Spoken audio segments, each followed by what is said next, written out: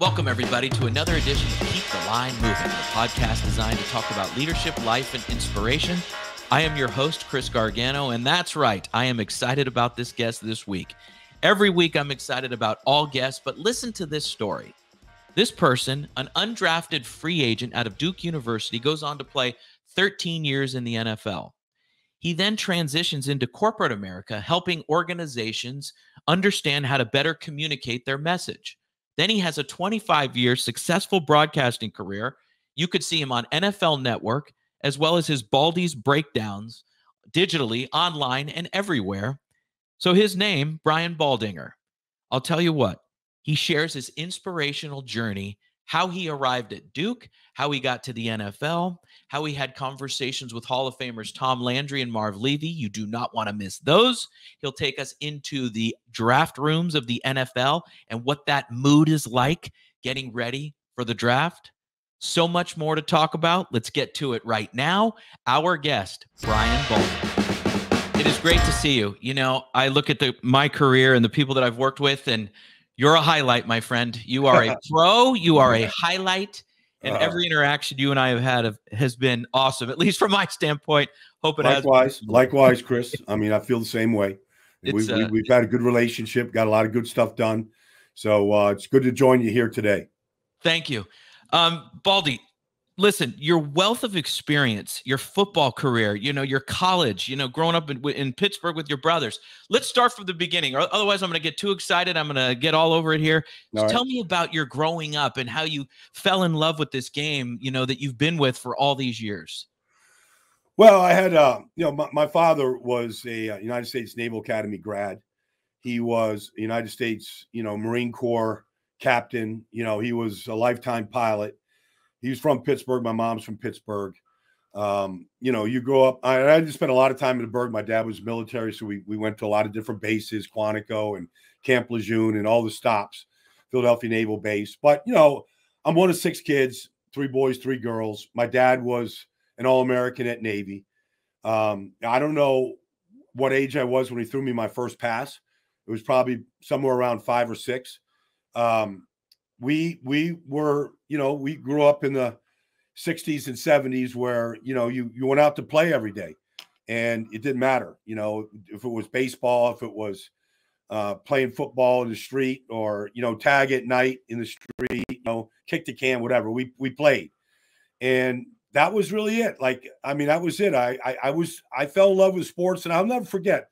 This is an odd memory, but you have these things in your life. When we lived in Minnesota for a while, and I was probably 10 or 11 years old, I was delivering morning newspapers, the Minneapolis Tribune. I'm up at 5, I'm delivering 60 newspapers to homes. I'm done at 6. I'm working out and I'm going to school. So I'm 11 years old, and I just stopped in the middle of the street one day in probably 25 below zero weather in the winter of Minneapolis. And I just said, I'm going to make sports my life. I just had this awakening. I'm going to do whatever I have to do to see how far I could go with sports. I made that declaration that early in life. And that meant, training. I didn't go with to the dark side and try experiment with all kinds of stuff. I was a straight arrow. I wanted to see how far I could go. And, I'm sure I was very competitive with my dad. My dad didn't play pro football, but probably could have. He went to the Marine Corps. So when he got done at Navy. So, I was going to see how far I could go. I was the oldest boy. I had my brother Richard a year younger than me. My brother Gary 5 years younger. I was sort of, the guy that got the wrath from my father when things weren't going right, or, there was, a kitchen sink that wasn't all put away and cleaned up like you would expect at the United States Naval Academy. So that was it. I fell in love with sports early on in my life. Didn't know that it would lead to where it went to, but I never stopped believing that I could do it. So, Baldy, let's look at this, though. So when you're having that realization, riding the bike and stopping in the middle of the street there in the sub-freezing weather, you had to marry the fact that you were good at sports with that dream and that dedication to what you wanted to do in life. How good were you?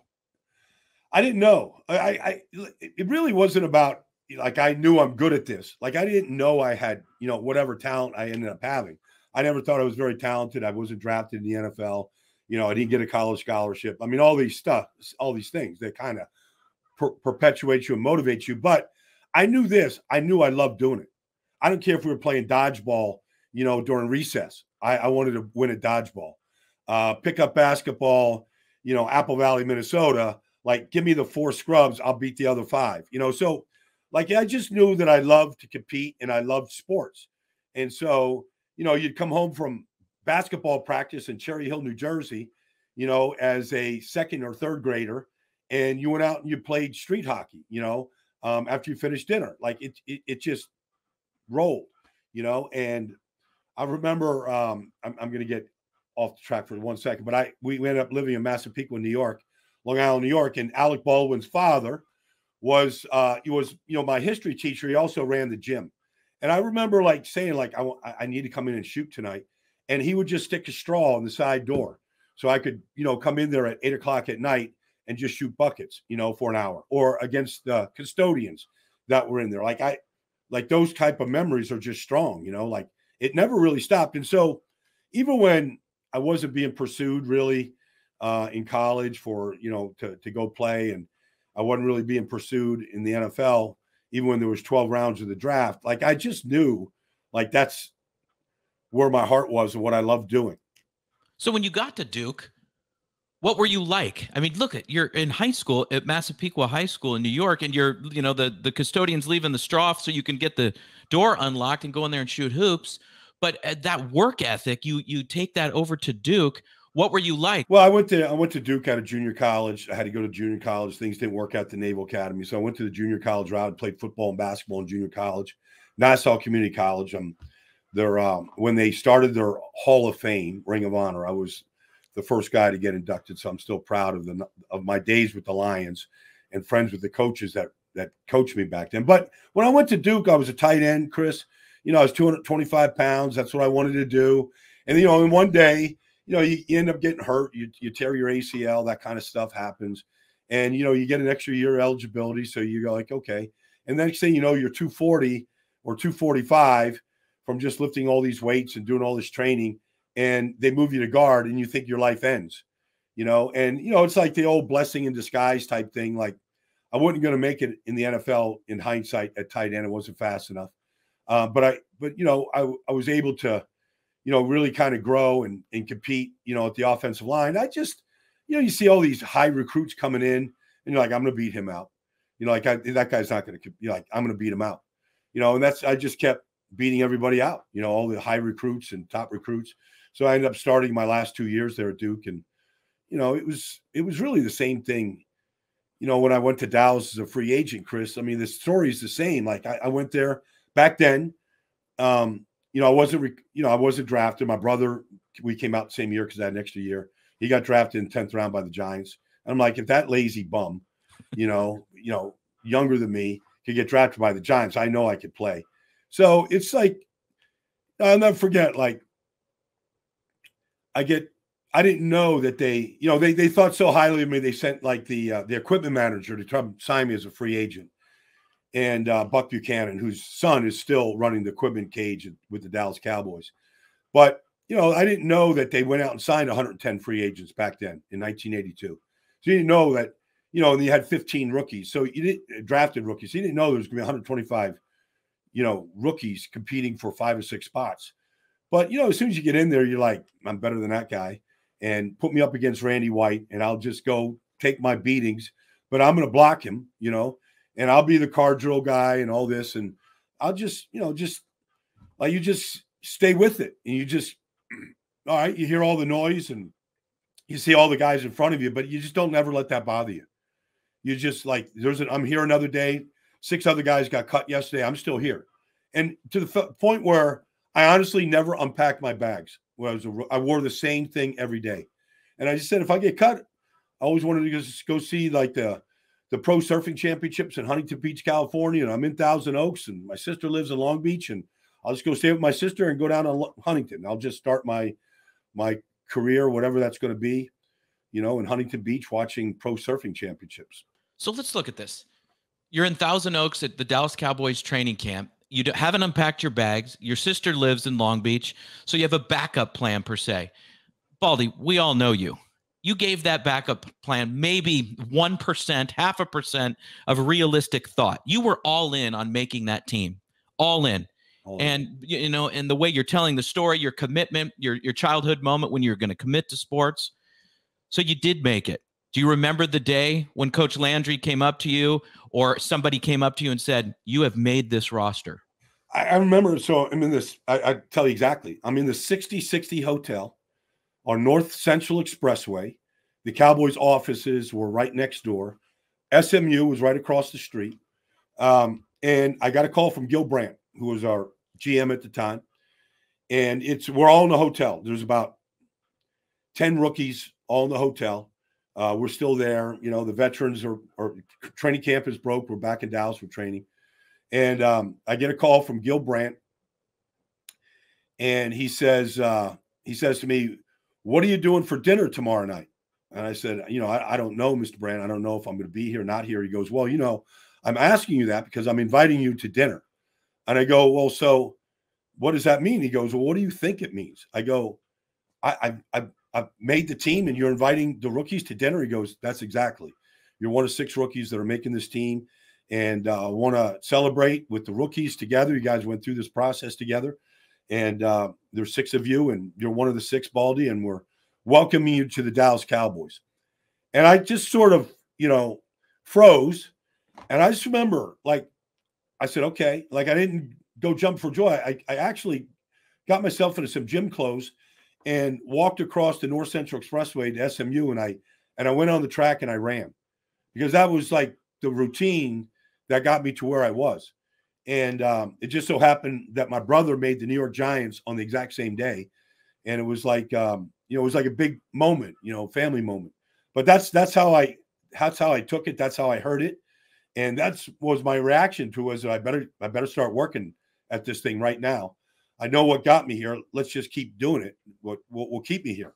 Baldy, that is a great story in so many ways. It's a commitment that you had to the craft, and then you get the great news and you go across the street at SMU and start running on the track. Yeah. That's similar to that Jerry Rice story, that Steve Young tells about the fact that they win the Super Bowl, they have the parade, and he's out running routes 2 days later. Yeah, it's a culmination of a life's work. So now you're part of the NFL. Needless to say, you worked to stay in the NFL and you lasted 13 years.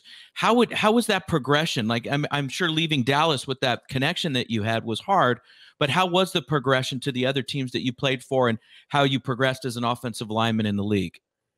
So, nobody ever does this alone, right, Chris? Nobody ever makes a journey like this alone. So when I was at Duke, we had a coach that came, Bob Matheson, who was part of the no-name Dolphin team, number 53. They called it the 53 defense because Bob was one of those guys. And I remember one day, Bob Matheson was our linebacker coach at Duke, and we're on our way. It was my senior year. We're in Columbus, Ohio. We're opening with Ohio State. We're in the back of the bus, and Bob's back there telling stories. He's a great guy, Boone, North Carolina. His wife, Pam, he's just a great human being. And he told me that he told us this story on the way to the horseshoe that one year, he'd overcome a knee injury and played 13 years in the league. And Don Shula had to cut him. And he got called into Don Shula's office. And Don Shula couldn't even look him into the eye. He's just staring at the floor. And he can't even tell Bob that he's got to relieve him. We've got to get younger to position. We got a new guy. We drafted a guy. And Bob, in the middle of this Don Shula apology, just stops him and shakes his hand. He said, Coach, I just want to tell you, the last 13 years have been the best 13 years of my life.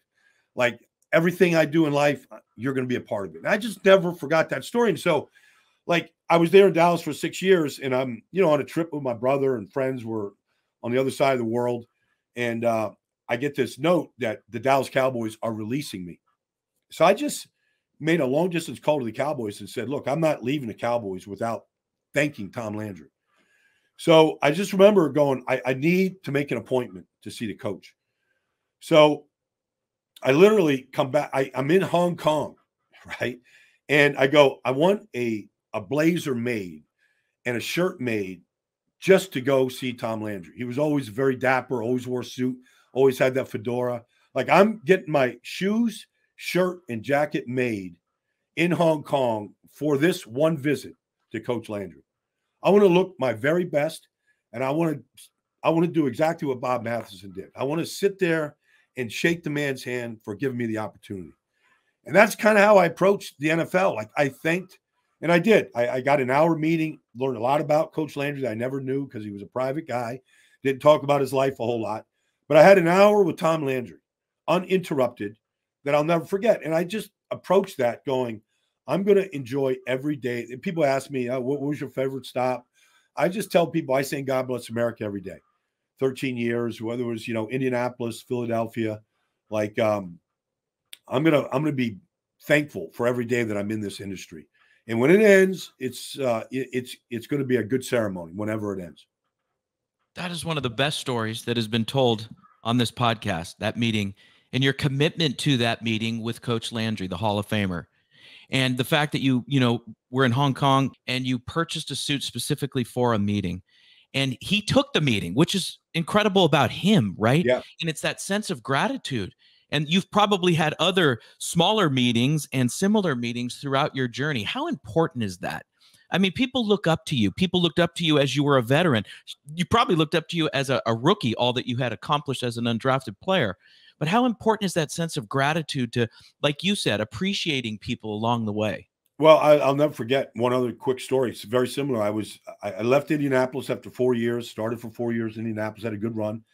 And, they were turning things over and whatnot, new coach. And so I, as a free agent, I went to Buffalo. My little brother was playing in Buffalo. Marv Levy was the coach. And I went to a training camp. I had a great training camp in Buffalo. And I played almost played every preseason game and played a variety of positions. And I loved it. I loved that team. I loved I could still be in the meetings and listen to James Lofton interpret the vocabulary of Marv Levy for the rest of the team. It was just a great brotherhood in that organization. And I remember I'm driving to practice one day and training camp is over. And me and my brother are driving to practice. And I just told my brother, I got a bad feeling about this thing here. Like, I think Marv Levy's guy, I think I'm going to get cut. He goes, "You're crazy. Like, you're the sixth man. You're like, you can play every position. You're not going anywhere." And sure enough, I got the call. So I went to see Marv Levy. It was the same thing. It was like Marv couldn't look at me in the eye. He was making donuts with his foot. And I just stopped him in the middle of it. I said, "Coach, look, I love playing here in Buffalo. Like, you guys, I just want you to win a Super Bowl, get back to the Super Bowl. Like, I want to thank you for this opportunity. I'll be fine." And sure enough, the Eagles picked me up a couple weeks later, and I finished my career in Philly. But I took that sense of gratitude, Chris, everywhere I've ever been, everywhere. Like when I left Fox just a couple years ago, like, I thank those guys at Fox. Still very good friends with, the guys running that network and the guys that work at that network. Kurt Menefees, was the best man at his wedding. Like, all the guys, and it was just like that every step of the way. Like, I got something from them, and I wanted to let them know that I got something from them. Where did you learn this sense of gratitude? Was it from your father and growing up, or your parents, relatives, other coaches, just a consistency, or was it innate in you that you just really appreciate moments and people throughout your time here on this earth? Yeah. I think probably my father was a positive guy. So I'm sure I got a lot from my dad without really knowing it, that kind of thing. Mm-hmm. But I've always been on the sunny side of the street, Chris, my whole life. And I always knew that, it's all about teamwork. And I'm sure we're going to get to this. But, to me, when I look at young people that are starting out in life or people that have sort of meandered through the world, I'm like, who's your team? Who's your team around you? Like, I can pick up the phone. I got insurance. I need a doctor visit. I got to get my tooth filled. Like, I've always had this sense of creating a team around me. And, and then sometimes, people use people. Like, oh, I've got this and I can use this chip, cash this chip. I never looked at it like that. I always wanted a give and take. I wanted a group of people around me that I trusted, that I liked, but they felt the same way about me, and they got stuff from me, whatever it is I could So I've always thrown these parties in my backyard wherever I've been. I just invited people that were part of the team and just have a celebration in the summer or in the winter, whatever the theme was. And so I think it's just innate that I really am thankful for all these people that I can reach out to in a moment of need or whatever it might be, and they're there. And I feel like people have to, people are different levels of outgoingness. Some people are timid, shy, whatever, but you can still build teamwork and know that those people are part of your world. I love that. In your daily life today, you're visiting organizations, you're assessing players, you're doing film on them, you're on the NFL Network, and you're talking about players, coaches, transactions, everything, the whole gamut of the National Football League. When you walk into buildings and you have a feeling about a building, is it usually substantiated by, as you get to know them and all, like this team is going to win because of that. This team and these coaches are going to win because of that. Tell us about how you approach that. And you have to be respectful of relationships, but you're on the inside, my friend. Yeah, I am. And so, there's 32 buildings. They're all run differently, as you know. There's a great deal of dysfunction, and that leads to a great deal of turnover in some buildings.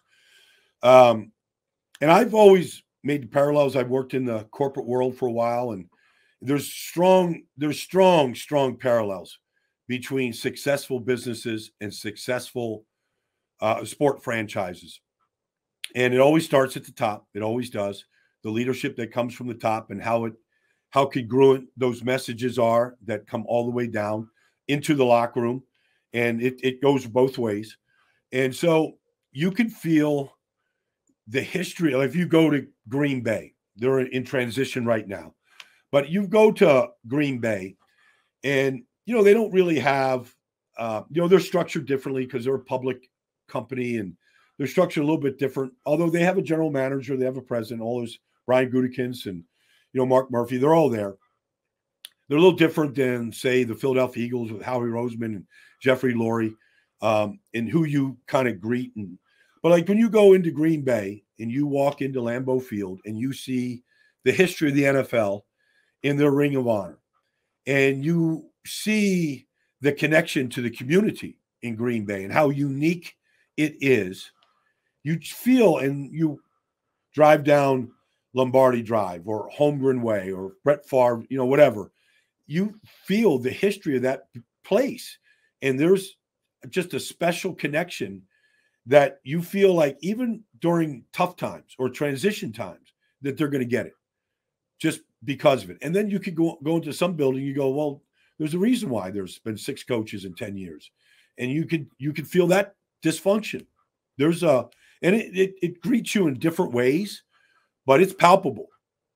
And I always feel like successful companies, Johnson & Johnson, American Express, just staples in how they operate and how big they are and diverse they are.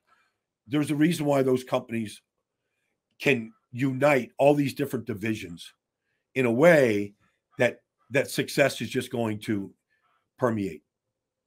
So that's leadership. So let's look at this. And so we talked before coming on, and obviously I've researched and know you. You've had that background, that background in leadership studying and corporate communications and such. So when you had that foundation after coming out of the league, after your 13-year career, and then into corporate analysis and helping and guiding and counseling and such, and then back into the NFL and doing your on-air work, what are the similarities of great leadership? Well, it starts with messaging. Like, if you just walk up to somebody that runs a team, a company, what's your vision? What's your vision statement? What is it? Explain it. Like, how succinct can it be? If you would say to Jeffrey Lurie, I think Jeffrey Lurie would talk about building a consistent winner. And the way that you do that in the NFL is you stay strong in the trenches. We're going to invest in the trenches so that we have a core group of people that are going to show up every week and deliver the same message. And we're going to protect our quarterback, blah, blah, blah. Like the messaging has to be concise, concrete, and readily stated by everybody in the building. And I think certain places have that firmly in place. That's fascinating. What about you as a leader? When you were in the huddle or at a team meeting, and as your career started to develop, as you became an older player, how important was your role? Because obviously you're able to articulate your thoughts on the game at the highest echelon that people that are doing this. How did you do it back then? And how respectful were you of younger players and players that you led? Well, when I was a rookie in 1982, we actually went on strike for 9 weeks that year. Just one of these things that happened in the NFL. Anyways, so we played 2 games. I didn't play as a rookie in the first 2 games. The third game, which was 12 weeks later, but after a strike, we're playing the Houston Oilers on a Monday night. And I'm the backup center, backup guard. And on the second play of the game, our center, Tom Rafferty, got kicked in the head, concussion, knocked out of the game. They're yelling my name, and I run out in the huddle. It's TV timeout. And Pat Donovan, who was an all-pro left tackle, just looked at me, and he said, Baldy, you go against Randy White every day in practice. This is going to be cake to you right now. Believe me, you're going to be fine. And I just got that sense of just calmness from Pat. And what I took away from that was practice is really important. Like how you practice, how you prepare. And I was prepared, and I handled things well. But I took practice from those days in Dallas and 2-a-days and full pads and full speed and all this stuff. That's how I practiced. I practiced like I was playing on Sunday and never took a day off. Practice was vitally important. Even if it was a Monday conditioning thing, like I wanted to win the conditioning. So that when I did speak up in front of a team, which wasn't often, but if I did, or if I did speak up in the huddle, like I was getting respect from the way that I prepared. And so I was never out of line doing a rah-rah thing to my teammates. It was always coming from a standpoint of I'm prepared, I'm ready, I'm doing my best. And when I speak up, I want people to know that it comes from preparation and all that. So that's kind of how I approached it. I started when I was in Indianapolis, later on in Indy, like my second or third year maybe. I was starting. 1 year I was a starting center, and we had a lot of injuries that year. And so I was kind of like the leader, and I never really played center before, but I just felt like we had all these young guys, and they weren't really getting it. They weren't really professionals yet. They didn't know they weren't professionals. And so I called these Saturday morning meetings before our team meeting, and I just went through film with them, just us in the group, calls to expect, audibles to expect, what to do in this situation. This is what the Arizona Cardinals do. Like, we got to be ready for this. And I just had my own meeting, and I just felt like we needed another layer, another voice in addition to Tom Lovat or Dante Scarnecchia, whoever the coach was at the time, Bill Muir, whoever it was. Like, I just thought we needed another layer of a voice to get ready for the game. Herm Edwards was on recently, and he talked about this great story of Roman Gabriel, who would walk with him every day in his rookie year from the dorm, let's say, and to the start of training camp. And those conversations every day meant so much to Coach Edwards as a young player. Did you have a player like that, or an assistant coach or a coordinator, even someone who took you under their wing and gave you that counseling indirectly, just conversation, listening to you in those quiet moments? It didn't have to be in a formal setting like a meeting or such, but just maybe in the cafeteria or wherever. Did you have someone like that for yourself? Yeah, I did. And it was really my measuring stick. When I went to Dallas, and it wasn't that because I had a lot of conversations with them. In fact, it was the opposite. But Randy White, like I said, he was the most feared defensive tackle in the league at the time, middle of a great Pro Bowl and all-pro run that led him to the first ballot Hall of Fame. And I told people in Dallas, like, I just want to go up against Randy. I want to be the left guard on the scout team, and I want to go against Randy every play.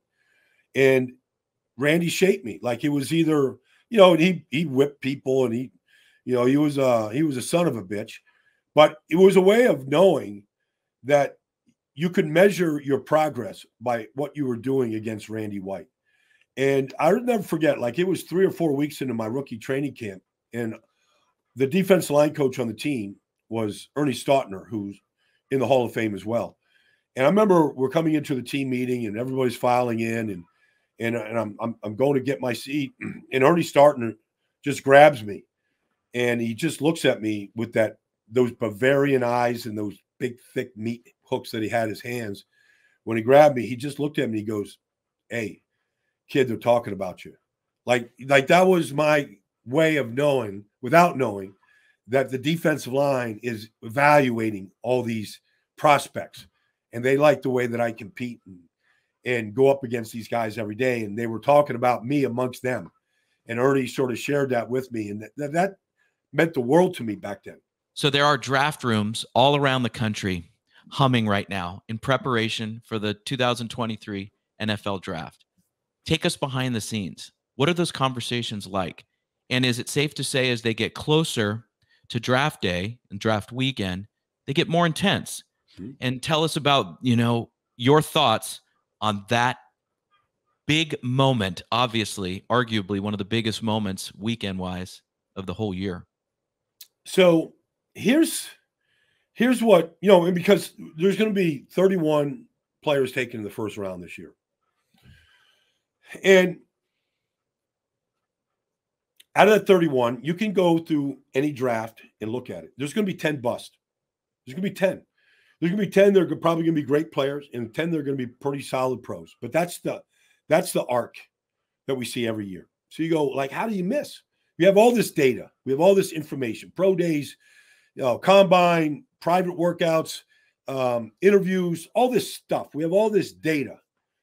And here's the thing that all I want to know, like once I establish that the guy has the requisite skills, all I want to know, Chris, and if I'm in this room, all I want to know, if I'm running the draft room, does this player X love football?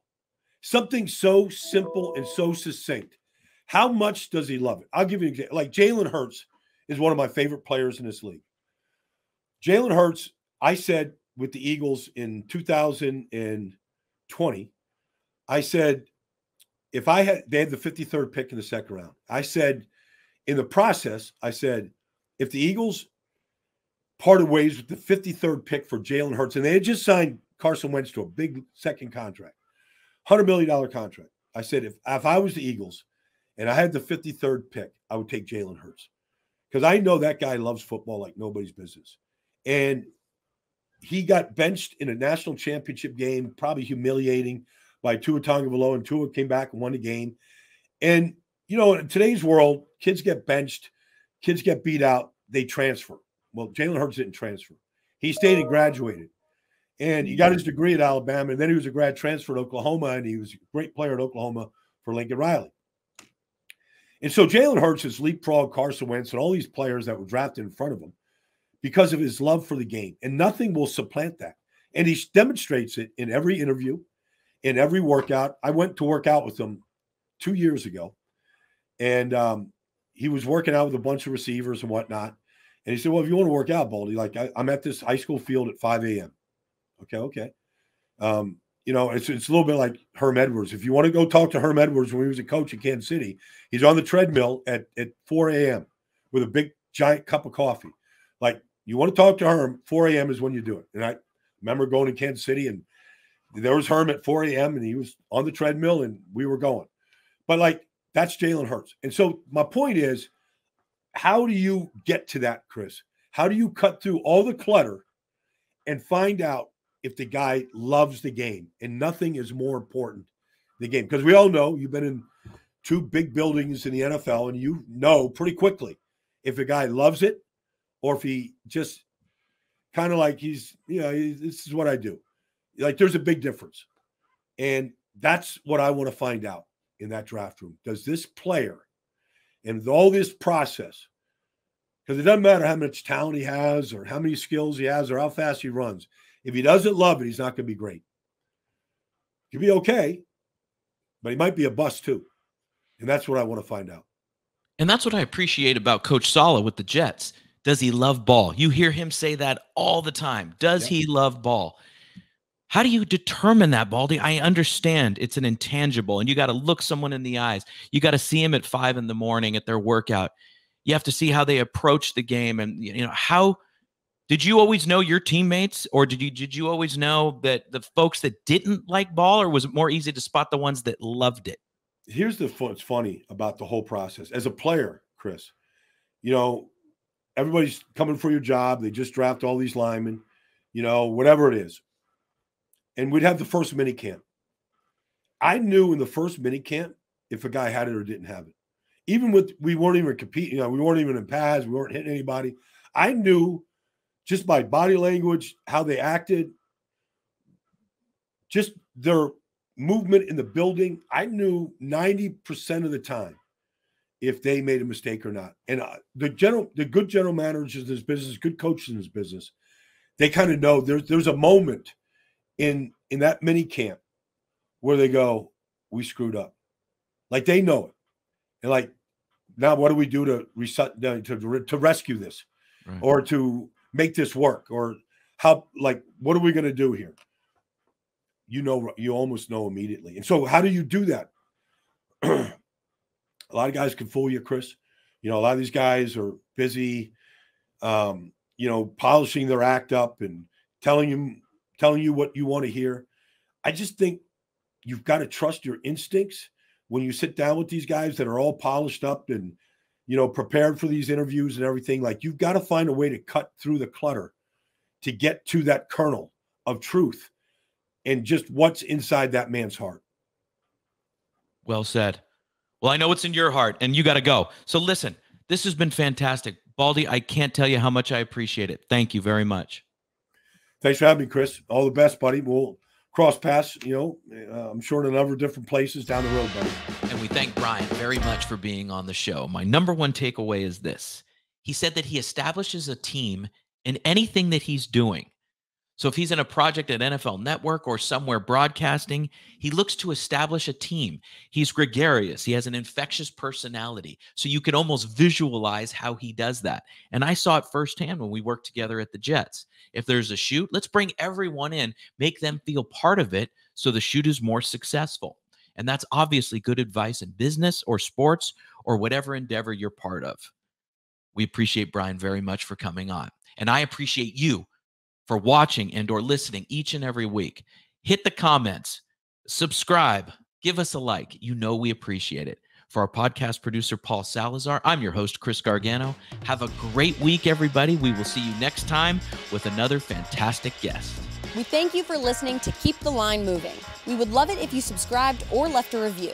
For more podcast episodes, check out our YouTube page. If you'd like to work with the Gargano Leadership Group, check out our website. This has been a GLG production, copyright 2023. For our podcast producer, Paul Salazar, and our marketing coordinator, Savin Narwal. Have a great week, everyone.